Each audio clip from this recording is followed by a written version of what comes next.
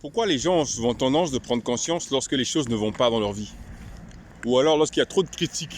Beaucoup plus les critiques qui poussent à quelqu'un de s'énerver, de se fâcher, de ne plus parler à d'autres personnes parce qu'on aurait trop fait de critiques sur toi, en retournant sur ce que tu es.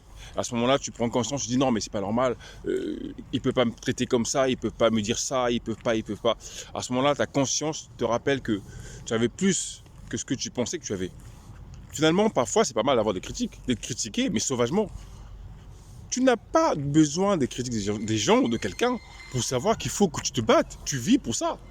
Tu ne vis pas pour faire simplement la figuration ou faire partie des gens qui sont sur le terrain, qui ne foutent rien. Tu vis pour devenir utile, être un exemple, être heureux ou heureuse si tu es une femme. Mais tu n'es pas seulement là pour vivre parce que voilà, tu fais partie des gens qui vivent sur Terre et que ça te fait un plaisir de te réveiller le matin, c'est pas te brosser les dents et d'appeler les gens, tes amis, demander comment ils vont. Tu ne vis pas que pour ça. Les priorités, c'est pas que ça. Les priorités, c'est ta réussite. Comment tu fais toi pour réussir? Pour ne pas souvent dépendre de quelqu'un d'autre. Ça me paraît bizarre de voir beaucoup de gens, mes amis, bref, les gens que je connais en général, même c'est la vie des gens, de penser que ta vie dépend de quelqu'un d'autre. Que si quelqu'un d'autre ne t'assiste pas financièrement ou matériellement, moralement, comme tu veux, tu ne peux pas devenir quelqu'un d'important. Parce que je te sous-estime tellement trop que tu ne vois pas toi devenir important aussi. C'est triste. Moi qui te parle, j'ai développé ça. Et ça marche mieux. Je me sens même beaucoup mieux seul qu'en pensant appeler quelqu'un pour me donner donner de l'aide, je sais pas. Parce que dans ta tête, tu te sous-estimes tellement trop, tu ne te vois pas important, tu te sous-estimes, tu te dis « Ouais, mais si on ne m'aide pas, qu'est-ce que je ferais? Qu'est-ce que je ferais ?» C'est ton choix.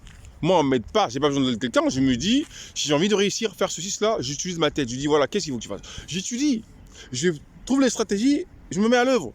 Je passe à l'action et basta, je passe. Et après, on me demande comment tu as fait. Mais comment j'ai fait? J'ai pris conscience.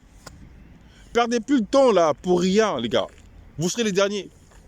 Et malheureusement, ceux que vous avez vus au départ de la course seraient tellement loin de vous, et vous plaindrez, vous direz non, c'est pas normal, comment ça se fait, le monde est injuste. Non, c'est toi qui es injuste. Tu prends pas conscience de ta vie, tu te réveilles le matin, et sais pas à quoi tu penses, c'est pas ce que tu fais, c'est pas comment tu luttes, et tu te plains. Qui aurait 48 heures le jour? Je sais pas. Mais tout le monde a 24 heures. Mais toi, tu fais quoi tes 24 heures? C'est ça le problème. Pose-toi les bonnes questions. Fais ton introspection, revois ta vie et tu comprendras que c'est toi-même le problème. Le problème, c'est pas les autres. Parce que les autres réussissent, ils brillent, ils scintillent, ils voyagent, ils prennent des vols, les cartes d'embarquement, ils sont à l'aéroport. Moi, je m'en vais là déjà. Parce que je lutte. Donc, dans quelques jours, vous verrez que mes vidéos ne seront plus en France. Et vous comprenez où je serai. À bientôt. Ciao, ciao.